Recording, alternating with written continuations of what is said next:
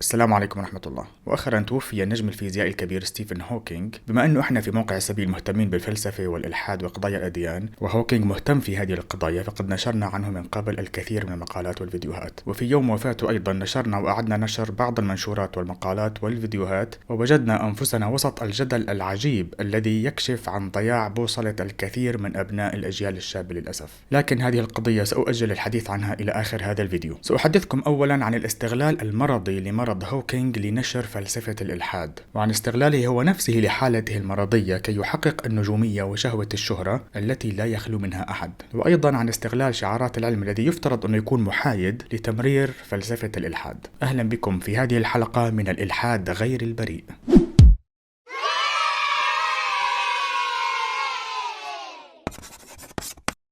هوكينج صار نجم منذ الثمانينات، خصوصا بعد حصوله على الدكتوراه في الفيزياء مع بداية مرضه في سن العشرينات. هناك أفلام وثائقية كثيرة تحدثت عن هوكينج أثناء حياته، وحتى هوليوود قدمت عنه فيلمين عالميين وبموافقته هو. الأول اسمه هوكينج عام 2004، والثاني اسمه نظرية كل شيء وصدر عام 2014. وهذا الفيلم الثاني كان أكثر احترافية وترشح ل5 جوائز أوسكار، وحصل على جائزة أوسكار لأفضل ممثل. لكن سأتوقف تحديدا عند الوثائقي الذي أنتجه هوكينج بنفسه ليتحدث فيه عن نفسه كسيرة ذاتية، واسمه هوكينج. هذا الفيلم صدر بعام 2013، وكتب نصه هوكينج بنفسه، وعلق عليه أيضا بنفسه باستخدام القارئ الآلي. ستجدون رابط هذا الفيلم في وصف الفيديو بالأسفل. كل الأفلام التي رأيتها عن هوكينج كانت تبجله وتقدسه، لكن المشكلة في هذا الفيلم تحديدا أنه يروى بلسان الشخص نفسه، فهو يتحدث عن نفسه. فماذا نتوقع أن يقول الشخص عن نفسه؟ أولا، قبل ما نحكي على هوكينج يجب أن لا ننسى أنه الغرب عنده عقدة التعاطف اللاشعوري مع المعاقين. طبعا هذه عادة جيدة وإنسانية، ما في مشكلة، ولكن عندما تؤثر على أحكامنا على الناس لدرجة التعظيم، وخصوصا في سياق مراجعة أفكار مفكرين ومؤثرين، هنا تكون المصيبة. المشكلة الأكبر أنه هوكينج نفسه يقدم للعوام على أنه عالم فقط، والعلم يفترض أنه محايد طبعا، لكن يمكن 99% من العوام ما بيعرفوا شيء عن علمه ونظرياته العلمية، وما بيعرفوا أصلا أنه تخصصه العلمي هو الفيزياء النظرية، وهي التي توضع فيها فرضيات خيالية ثم يحاول العالم إثباتها بالرياضيات، ثم يأتي علماء الفيزياء التجريبية لإثباتها بالتجربة. لكن مع ذلك هوكينج أصلا لا يعرف بنظرياته العلمية التي لم يثبت منها شيء حتى الآن، بل يعرفه العوام بنظرياته الفلسفية، والتي تؤدي بالنهاية للأسف إلى الإلحاد، وتقدم الإلحاد في إطار علمي مزيف. إذا نحن نتحدث عن فيلسوف وليس عن عالم، مع أن هوكينج نفسه ينص في مقدمة كتابه التصميم العظيم The Grand Design على أن الفلسفة ماتت، طبعا حتى يتهرب من أنه يتفلسف، وحتى لا يحمل الناس كلامه على أنه مجرد طرح لنظريات فلسفية تقبل الجدل. ما يحدث مع هوكينج هو بالضبط تعاطف عالمي جارف تجاه مرضه وعجزه. يعني من عقود تم تقديمه في الإعلام على أنه الشخص المعجزة الذي قهر المرض، وأنه العقل الأذكى على الأرض المسجون داخل جسد عاجز. وبالفيلم اللي حدثتكم عنه واللي أنتجه بنفسه واللي حنحكي عنه مطولا في هذا الفيديو، تم عرض أكثر من مقطع من الدراما وهي تنص نصا على أنه أذكى رجل في العالم. مثلا هذا مقطع من مسلسل سيمبسونز، وهوكينج شارك فيه بنفسه، يعني هو موافق على أنه يوصف فيه بأنه أذكى إنسان في العالم. Stephen Hawking, the world's smartest man. What are you doing here? If you are looking for trouble, you found it. Yeah, just trying to use. وهي مقابلة كمان مع الكوميدي الهوليودي جيم كيري، وبيحكي فيها بنفس المعنى. So I thought, well, wouldn't it be wonderful to partner up with the smartest man on the earth? So, oh, excuse me. Hello. Hello again. Yes, Stephen. Oh, hi, Stephen Hawking. I can't believe this. وهنا في هذا المشهد المشهور جدا يظهر هوكينج بنفسه في مسلسل ستار تريك مع ممثلين عم يمثلوا أدوار نيوتن وأينشتاين، ومنشوف بالمشهد إنه هوكينج بيهزم أينشتاين في لعبة البوكر، وكأنه بده يقول يعني إنه هو أذكى من أينشتاين. طبعا هذا هراء، يعني لما تقول لي أي واحد إنه هو أذكى إنسان في العالم لازم تقدم لي دليل. شو معيار تقييم ذكائه؟ هل تم اختبار مثلا ذكائه على معيار IQ وقورن بعلماء آخرين؟ إذا هي مجرد بروباغندا، يعني دعاية مؤدلجة برأيي. وحتى أينشتاين مع اعترافنا بعبقريته ما زالت ماكينة الإعلام الغربي بتقدمه على أنه أيقونة العبقرية البشرية في كل العصور، بحيث لا تذكر كلمة عبقرية في أي مناسبة إلا وتظهر صورة أينشتاين بشعره الأبيض والمنفوش. حتى صار يعني بالثقافة الشعبية العوام بيتخيلوا أنه كائن شبه فضائي مستوى ذكائه فوق مستوى البشر كلهم. طبعا هو ذكي حتما، لكن الصورة فيها مبالغة كبيرة وفيها ظلم كبير للكثير من العباقرة اللي كانوا معاصرين لأينشتاين ولا يقلون ذكاء عنه. وأيضا هذا تجاوز للكثير من الأبحاث اللي أثبتت أنه الكثير من عناصر نظريته النسبية سبقه إليها فيزيائيون معاصرون له. ولن أشير أيضا إلى أنه أينشتاين كان يهودي وساهم أيضا في انتصار الحلفاء على ألمانيا في الحرب العالمية الثانية، وهؤلاء الحلفاء كما نعلم هم الذين يحكمون العالم ويتحكمون بالإعلام اليوم. يعني باختصار حتى نكون موضوعيين شوي، تخيلوا فقط أنه أينشتاين كان عالم نازي ويقف في صف هتلر، هل كنا سنسمع بنظرياته وعبقريته؟ طبعا وللإنصاف أنا لا أقلل أبدا من شأن أينشتاين ومن شأن ذكائه ومن شأن مواقفه الإنسانية الكثيرة. نعود إلى فيلم هوكينج. نجد في الفيلم شهادات كثيرة من إخوته وأصدقاء طفولته يتحدثون عن عبقريته المبكرة. He liked to win. He liked to win in everything. We all learnt to play drafts. I beat Stephen once at drafts, and he immediately took up chess, and I never beat him at that again. He would spend a lot of time looking at the sky, looking at the stars, and wondering where eternity came to an end. Home life was always stimulating for me and my siblings. يعني بصراحة أنا ممكن أتقبل هذا لو كان اللي أنتج الفيلم هو جهة محايدة، لكن لما يكون منتج الفيلم هو نفسه بطل الفيلم اللي عم يحكي فيه الناس عن عبقريته، فهذا موقف غير بريء. Everywhere. Bookshelves that were double banked. And I remember being quite gobsmacked by the conversation over lunch. It was about subjects which were never talked about in my house. Sex, homosexuality, arguments for and against abortion. إنجازات هوكينج العلمية فعليا تتعلق تحديدا بنظريته عن الثقوب السوداء. هوكينج افترض أنه تنبعث من الثقوب السوداء إشعاعات بعكس ما كان متوقعا، وهذه الإشعاعات مفترضة رياضيا فقط وليس تجريبيا، وصار اسمها إشعاع هوكينج. طبعا رياضيا من الممكن وجود هذه الإشعاعات، ولكن حتى الآن لم يثبت وجودها، لأنه أصلا من الصعب جدا أنك تتحقق عمليا من الثقوب السوداء ومن مواصفاتها. في عام 2016 كانت هناك محاولات لمحاكاة الثقوب السوداء في المعامل، وانشغلت وسائل الإعلام بتكرار الحديث عن اقتراب فرصة تكريم هوكينج ومنحه جائزة نوبل، لكن للأسف لم يحصل. باختصار حتى الآن لم يقدم هوكينج أي نظرية أو إنجاز علمي له فائدة ملموسة أو متحققة أو مؤكدة ولو على الورق. طبعا هذا بغض النظر عن فائدتها للبشرية كما يصرخ بعض المراهقين على مواقع التواصل. وحتى لا يحدث سوء فهم، أنا لا أقول أبدا أنه هوكينج كان مخادع أو ما كان عالم أو كان جاهل مثلا، هو فعلا عالم فيزيائي وذكي وعبقري، ونظريته عن الثقوب السوداء تستحق الاحترام، حتى لو ما ثبتت اليوم فربما تثبت غدا،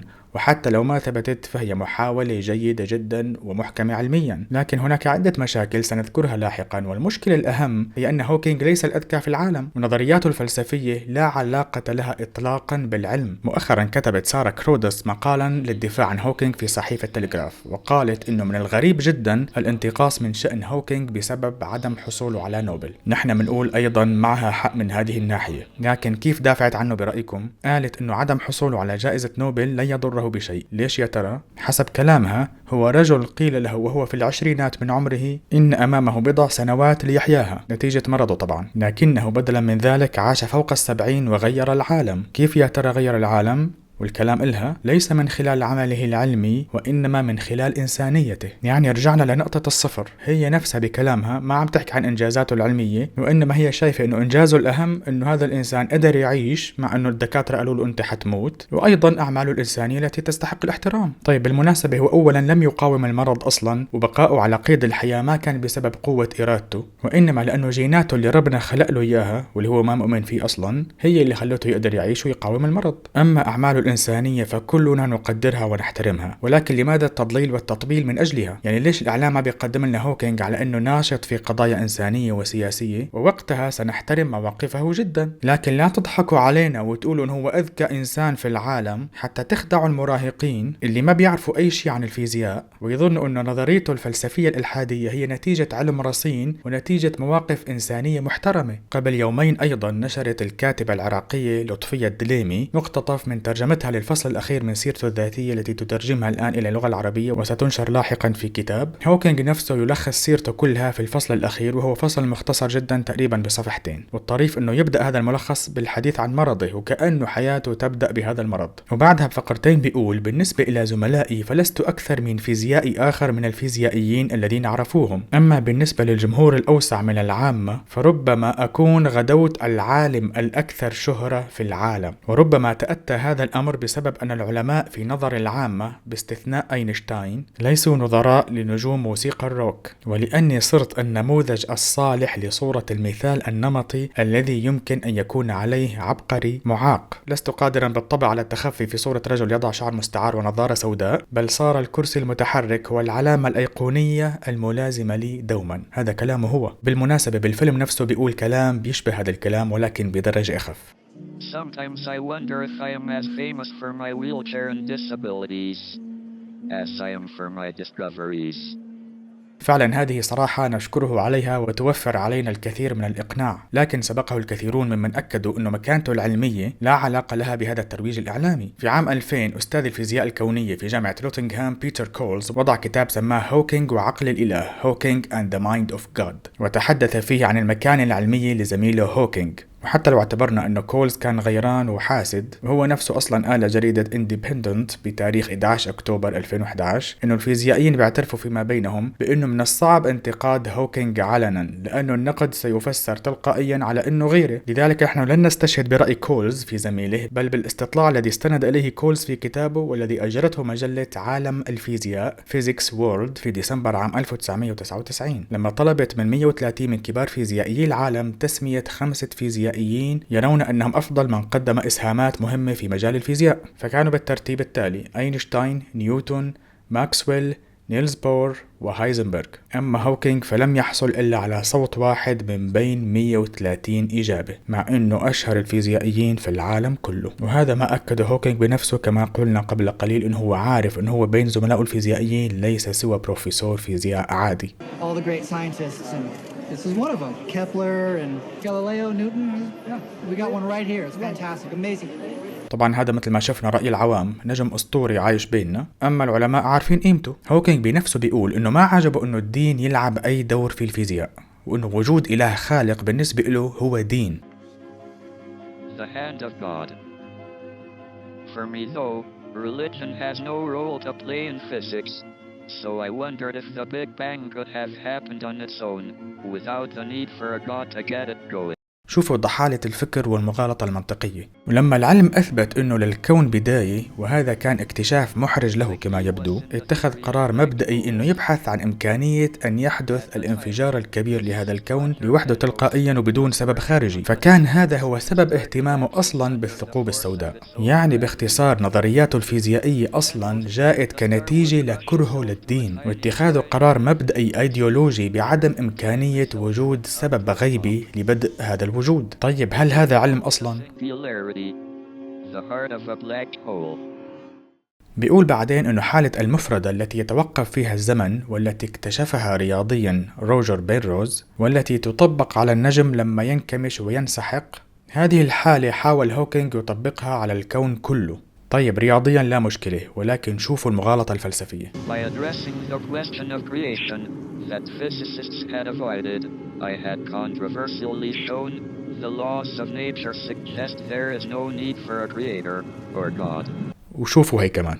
The universe just came into existence all by itself. طبعا هذا هو الهراء الذي يشترك فيه كبار الفيزيائيين مع صغار المدونين الملاحدة، وهي مغالطة سفسطائية هائلة لما الكون أصلا غير موجود وبنفس الوقت يخلق نفسه. هذه كذبة هائلة يجمعون كلهم عليها وعلى الترويج لها، مع استغلال جهل العوام أصلا بفيزياء الكم ونظرية النسبية وغموض الزمكان. هذا الغموض هو الذي يبرر لكبار العقول تطليق المنطق نهائيا. بالخلاصة لما نحكي عن علم وإنجازات هوكينج يجب أن نفهم نقطتين. الأولى، هوكينج بروفيسور في الفيزياء النظرية، يعني هو يضع فرضيات تخيلية ثم يختبرها بالرياضيات، ثم يختبرها علماء آخرون بالتجربة، وهذا لا يعيبه طبعا. أينشتاين كان من هذا النوع من العلماء، لكن إنجاز أينشتاين كان أكبر بكثير. مبهر، فهو قام بثورة علمية، يعني انتقال من منظومة علمية كاملة كانت قائمة على نظريات نيوتن إلى منظومة أخرى مختلفة تماما يتم بها تفسير ظواهر كثيرة. وأيضا ثبتت نظرية النسبية لأينشتاين بالتجربة لاحقا، أما هوكينج فلم تثبت نظريته حتى الآن، وهذا أيضا كما قلنا لا يعيبه. لكن حتى لو ثبتت نظريته فالمهم جدا أن نفهم أن نظريته ليست ثورية إطلاقا ولا تقدم للبشرية الكثير، فهي لا تثبت ولا تنفي وجود الثقوب السوداء أصلا، بل تتعلق ببعض صفات الثقوب السوداء. وحتى لو ثبتت هذه الصفات ربما لا تغير الكثير من نظرتنا للكون، والأهم من ذلك أنها لا تقدم أي دعم للإلحاد كما يطبل ويزمر الملحدون. بالمناسبة هذا الفيديو ليس للرد على أطروحات هوكينج العلمية، بل لمناقشة ظاهرة الإلحاد غير البريء.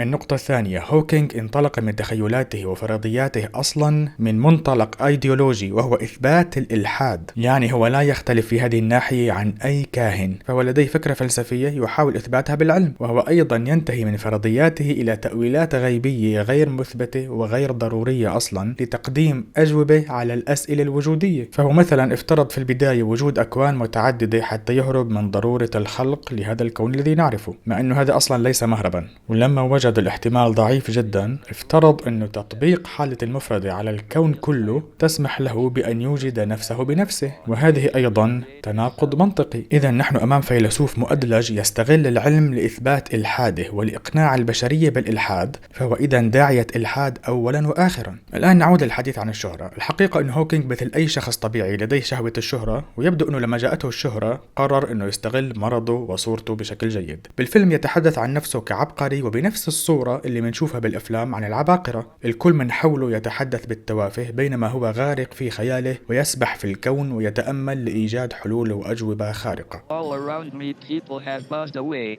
deep in conversation.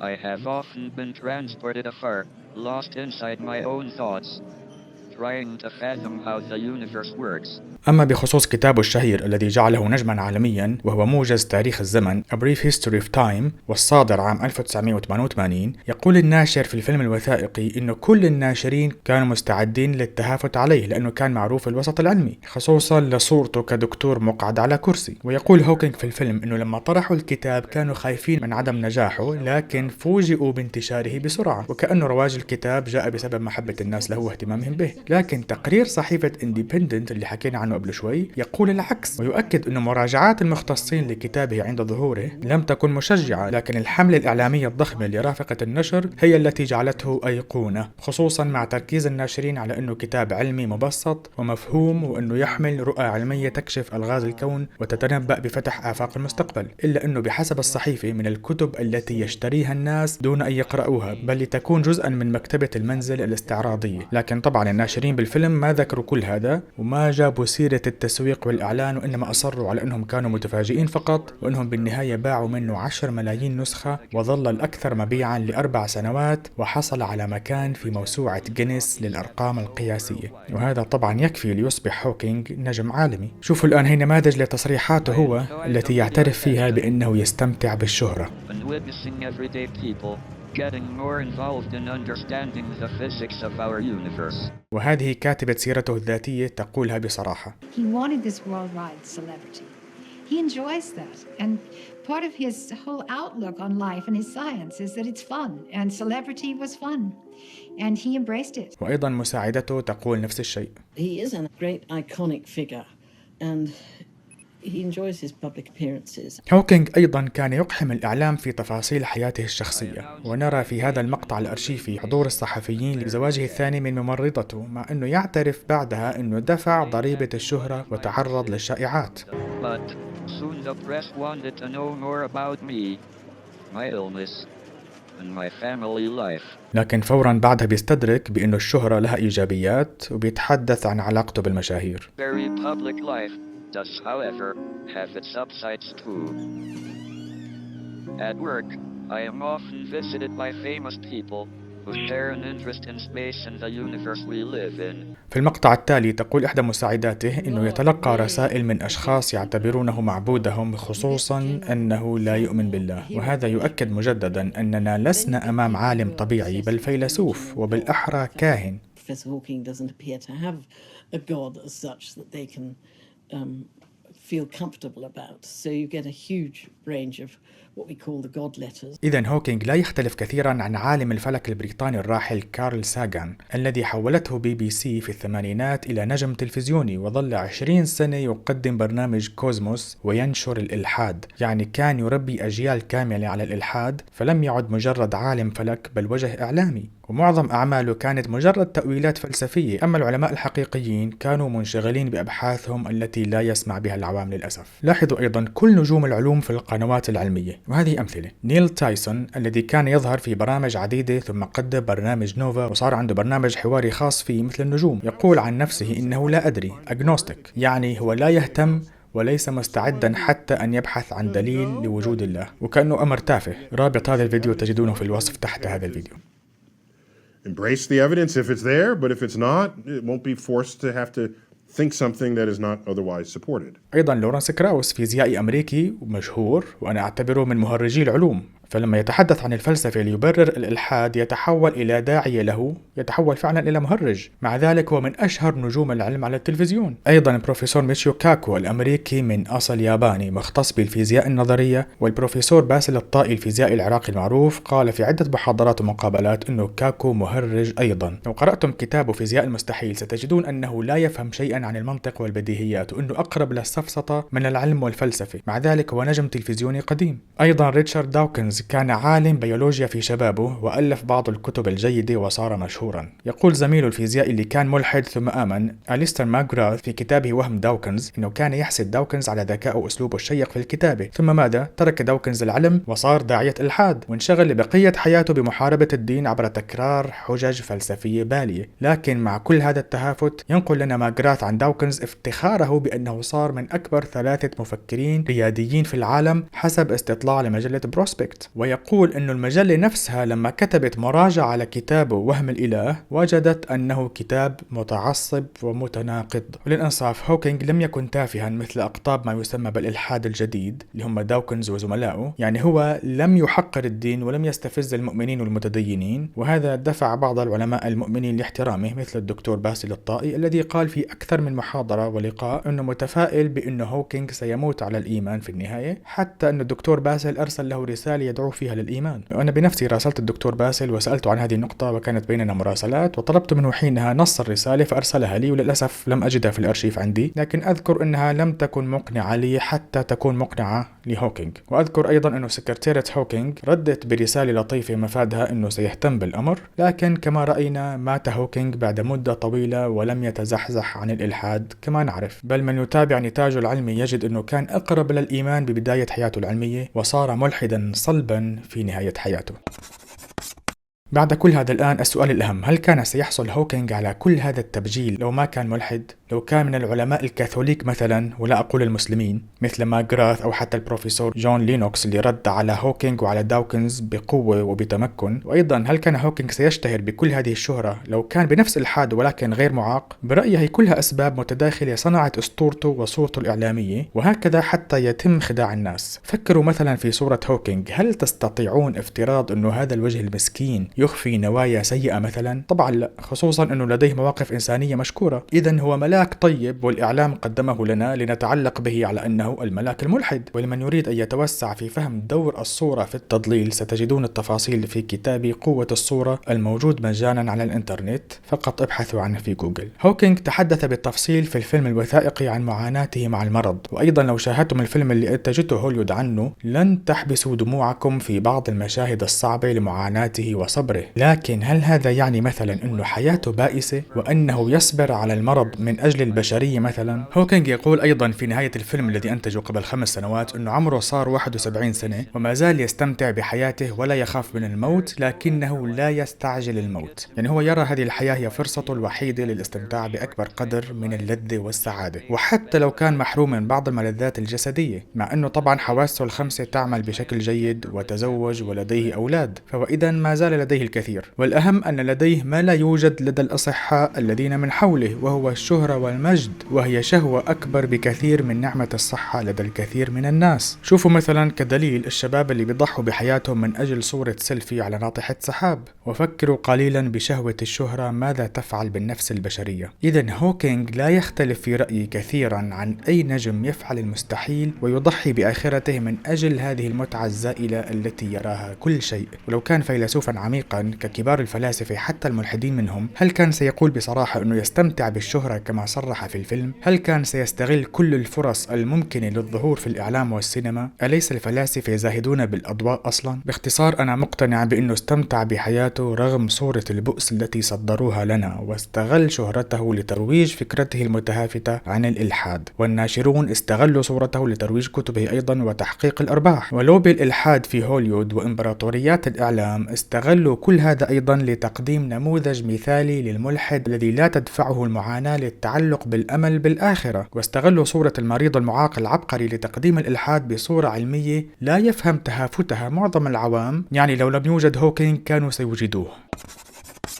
الآن ننتقل إلى الجدل الذي دار عندنا، وكالعادة تتحول مواقع التواصل إلى ساحة معارك مع كل خبر مثير. للأسف رأينا في الأيام القليلة الماضية أنه أي نقد لفكر هوكينغ وإلحاده حتى لو كان نقدا علميا وفلسفيا رصينا يواجه فورا بالاتهامات المعلبة والجاهزة. وظاهرة التشبيح الفكري ليست قاصرة في عصر التفاهة الذي نعيشه على المراهقين، بل تجد كبار المثقفين اليوم مشاركين في الحفلة بدون خجل للأسف. من أشهر الاتهامات والردود المعلبة التي نسمعها دائما في مثل هذه المناسبة: 1. أين أنت من علمه؟ وماذا قدمت أنت للبشرية؟ طبعا معظم هؤلاء لما يردوا على طرحك النقدي لا يعرفون عنك شيئا، وما بيشغل أحدهم نفسه للبحث عن علمك ونشاطك وحتى أفكارك. وحتى لو وجد شيئا لك، فأمثال هؤلاء المراهقين، أقصد اللي عندهم مراهقة متأخرة، يعني معاييرهم أصلا هي معايير دنيوية واستعراضية، يعني الشخص المنجز عندهم هو الذي يتحدث عنه الإعلام فقط. لو سألت أي واحد منهم ماذا تعرف عن إنجازات هوكينغ العلمية أو غيره، ولو قلت له تفضل اشرح لي أي نظرية من نظرياته وبماذا أفاد البشرية، سيصمت صمت القبور. 2. من أنت حتى تنتقد هوكينغ؟ وهي الفكرة تابعة لنفس الفكرة السابقة. باختصار نكرر القاعدة: ليس كل ناقد حاقد أولا، وليس مطلوبا من الناقد أن يكون منتجا في المجال الذي ينتقده. يعني الناقد الأدبي أصلا لا يكون روائيا ولا شاعرا، والناقد السينمائي ليس مخرجا ولا كاتب سيناريو، هو متخصص في النقد فقط. والنقد هو مجال فكري وعلمي وأدبي محترم وضروري لاستمرار التقدم بكل مجالات البشرية. وهناك بالطبع أيضا ناقد علمي، وهو المختص بفلسفة العلم والإبستيمولوجيا، والذي لا يدخل مختبرات أصلا ولا يحل معادلات رياضية ولا يضع فرضيات ونظريات بالضرورة، لكنه قادر على نقد النظريات والتحقق من التزامها بالمنهج العلمي، ودوره مهم جدا لتصحيح مسار العلماء إذا أخطأوا. أخيرا كان هناك جدل مؤسف حول مصير هوكينغ، هل سيذهب إلى الجنة أو النار؟ هذه المسألة بشكل عام تمت مناقشتها في كتب العقيدة كثيرا، وهي تحتاج لتفصيل دقيق ولها عدة تفريعات لا يمكن حتى أن ألخصها لكم الآن. سأكتفي بالقول: ما الذي يهمنا من مصير هوكينغ أصلا؟ هو الآن في عالم آخر وبين يدي رب عادل يعلم عنه كل شيء. ما يهمنا نحن هو تراث هذا الرجل الذي تركه لنا في هذه الدنيا التي ما زلنا نعيش فيها. هوكينغ كما قلنا لم يكن عالما نزيها، ولم يكن فيلسوفا رصينا، بل وظف علمه لوضع نظريات علمية غير مثبتة، ثم وضع لها تأويلات فلسفية متهافتة وغير ضرورية، وكل هذا لتبرير الإلحاد، وصار داعية للإلحاد. فهو لم يقدم شيئا له فائدة كبيرة للبشرية من الناحية العلمية المجردة أولا، ولم يعتزل الفلسفة والدين ويتركهما لأهل الاختصاص، ولم تكن أطروحاته الدينية والفلسفية صحيحة ولا موضوعية. إذن خلاصة نتاجه هي الإضرار بالبشرية وتضليل الناس عن الهدف الذي خلقهم الله لأجله أصلا. وفوق كل هذا هو استغل مرضه وشفقة الناس عليه لتحقيق هذه الأهداف الوضيعة، وهذا في رأيي يجعله من أسوأ شياطين الإنس في هذا العصر.